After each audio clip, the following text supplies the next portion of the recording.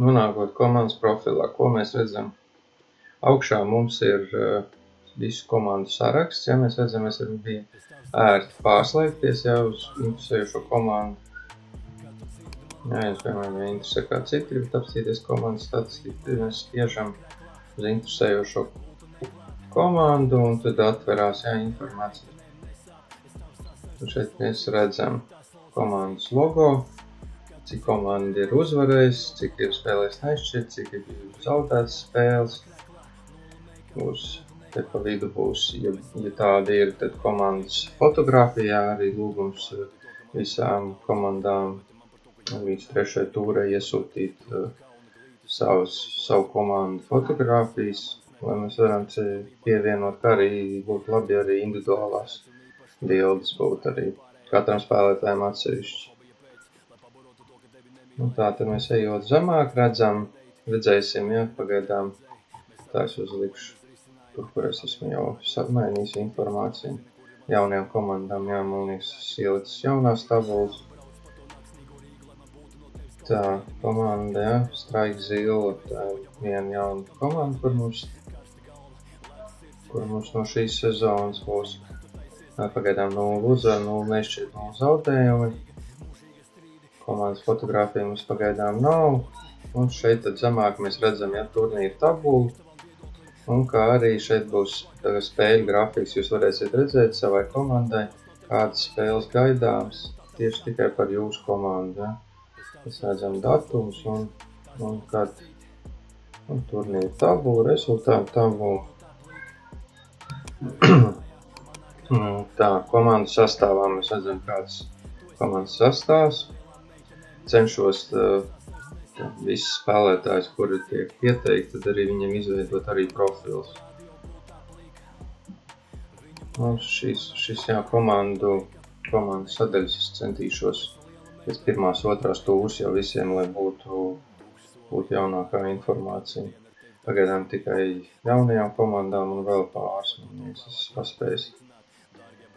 Laika ir tik, cik ir, tāpēc centīšos iespēju robežās šo informāciju pēc iespējas ātrāk atjaunot. Un tad šeit ir komandas sastāvs, un tad nospiežot uz spēlētāju vārdu uzvārdu, mēs nonākam šī spēlētāja profilā. Ko mēs redzam spēlētāju profilā? Šeit būs vārds uzvārds, fotogrāfija, ja ir pieejama spēlētāji.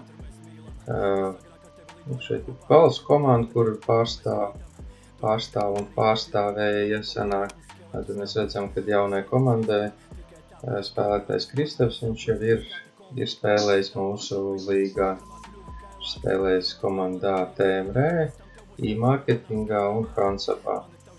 Tā kā nemaz tik tāds debitants nav. Pārējiem, man liekas, spēlētāji visi 3 tie gan ir debitanti. Mēs ejam zemāk, tad mēs redzam, vidējo rezultāti. Mēs redzam, ka spēlētājiem ir fiksēts vidējais, viņš ir spēlējis pie mūsu līgā.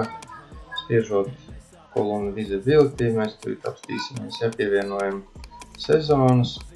Apstīsimies, kurā sezonā Kristaps ir pie mums jau spēlējis. Un tad ko mēs redzam, 7. sezonā ir nospēlēt pilnu sezonu un ir reģistrēts vidējais. Kristaps ir pie mums spēlējis jau 7. sezonā, kad tas čempionāts mums notika, ja es nemaldos, TOS bowlingā. Jo no 8. sezonas bija, kad mēs spēlējām Spāri bowlingā. Es domāju, ka TOS bowlingā. Tas bija 7. sezona. Un pēc tam Kristaps bija iespēlēts arī 8. sezonā. Viņš sāka kāds pāris spēles, tas ir cik spēles viņš nospēlējis. Kopā viņš 39 spēles nospēlējis. Tas 7. 8. sezona. 7. sezonā viņš nospēlēja 26 spēles un 8. 9 spēles. Šīs 9 spēles tad nepietika, lai reģistrētu viņam vidējo. Un 14. sezonā viņš nospēlēja 4 spēles, arī vidējais nereģistrējās līdz ar to. Tāpēc viņam ir reģistrēts vidējais tikai vienā sezonā, un tas ir 137 10 spēlētāju 1-4 spēļu rekords. Šis šeit nav ievadīts, šeit informācija par spēlētājiem uzrādās, kuri ir spēlējuši sākot ar no iepriekšējās sezonas uzsākt, viņus var šeit reģistrēt. Bet pēc pirmās, otrās tūras šeit būs redzams arī Kristaps varēs apstīties savu labāko 1 spēļu rezultātu un 4. Tāpat tas būs redzams arī individuālā reitinga šajā tabulā, kas būs divizionu sadaļā publicēta. Tā, jā, te jūs tad atrodat šos spēlētājus.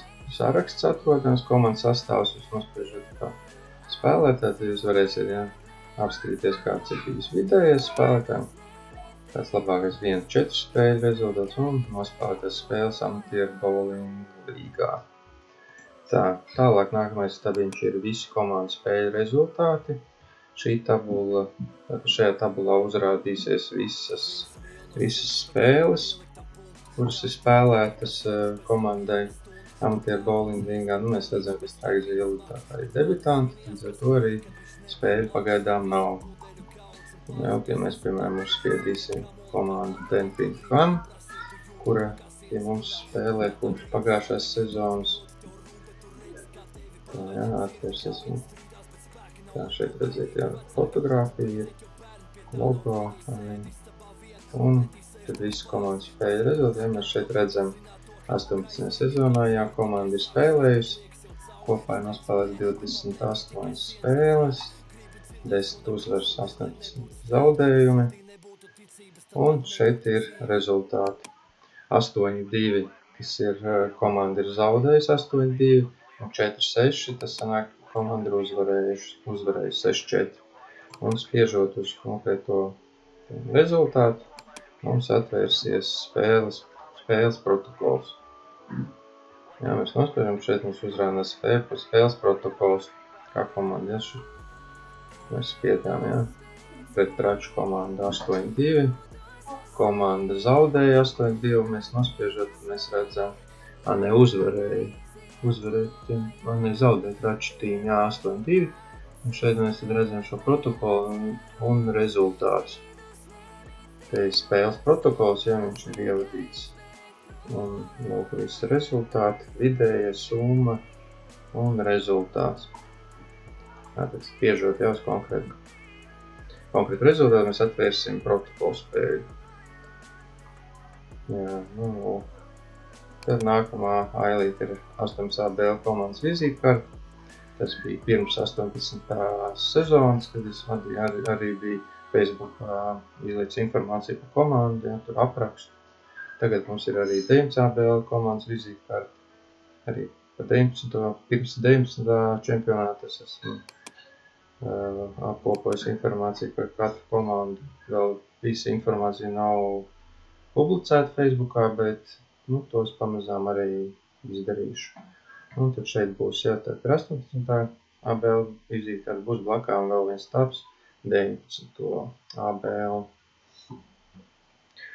Un tad blakām ir pirmā kārta, otrā kārta, šis vēl nav atjaunots. Te viņi vairs nebūs, viņi būs atradīsies šeit, vai arī spiežot poga arhīvs, mēs atvērsim, tad sanāk 18. reiz tur apstīties šo informāciju. Tas būtu par šo